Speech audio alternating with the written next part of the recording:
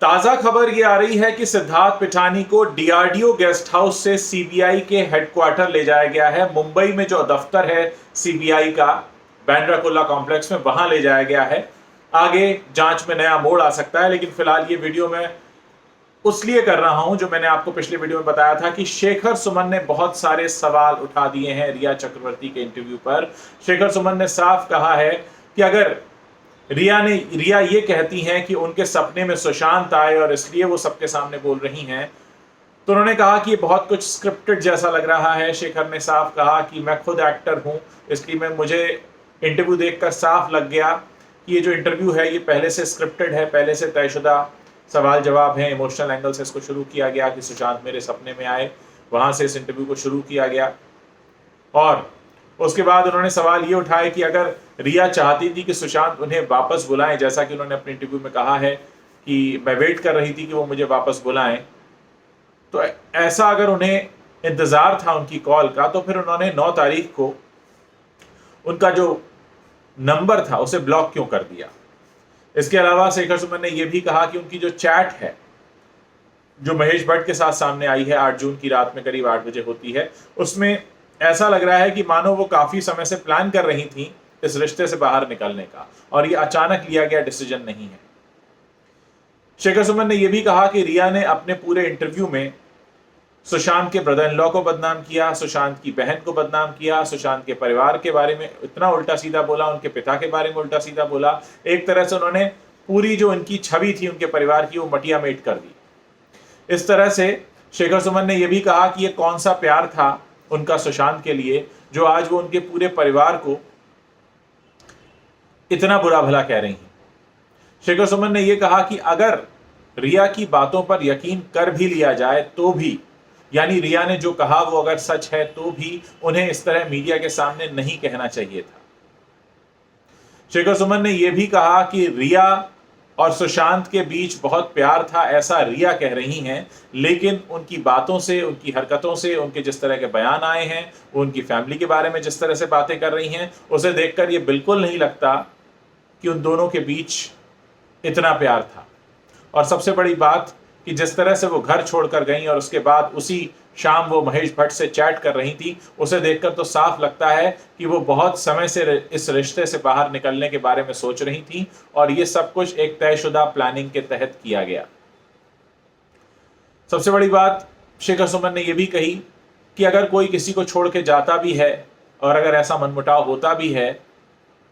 तो इस तरह से नंबर ब्लॉक नहीं किया जाता। खासकर उन्होंने रिया चक्रवर्ती को उन्हीं के बयान पर घेरा कि रिया चक्रवर्ती ये कहती हैं कि सुशांत की मानसिक हालत ठीक नहीं थी, वो डिप्रेशन के मरीज थे। ऐसे में उन्होंने नंबर उनका ब्लॉक क्यों किया, उनकी क्या मंशा थी, वो क्या चाहती थी उस नंबर को ब्लॉक करके। और आखिर उन्होंने आई एम सॉरी क्यों बोला जब वो अपने उनका अंतिम दर्शन करने वो गई। शेखर सुमन ने यह भी कहा कि अगर 5 साल बातचीत नहीं भी हुई थी सुशांत और उनके पिता के बीच, तो उसको इस तरह उजागर करने की क्या जरूरत थी, इस तरह से बोलने की क्या जरूरत थी। और सबसे बड़ी बात कि जब सुशांत के पिता हाथ जोड़कर उनसे विनती कर रहे थे, निवेदन कर रहे थे कि आप मुझे एयर टिकट भेज दो, मैं अपने बीमार बेटे से मिलने आना चाहता हूं, तो आपने उन्हें बिल्कुल दरकिनार क्यों कर दिया। मैं आपको बताऊं कि इसी इंटरव्यू में रिया चक्रवर्ती ने यह भी कहा कि अगर उन्हें अपनी बहनों से इतना ही प्यार था तो वो जनवरी में जब चंडीगढ़ गए थे तो 2 दिन में वापस क्यों आ गए।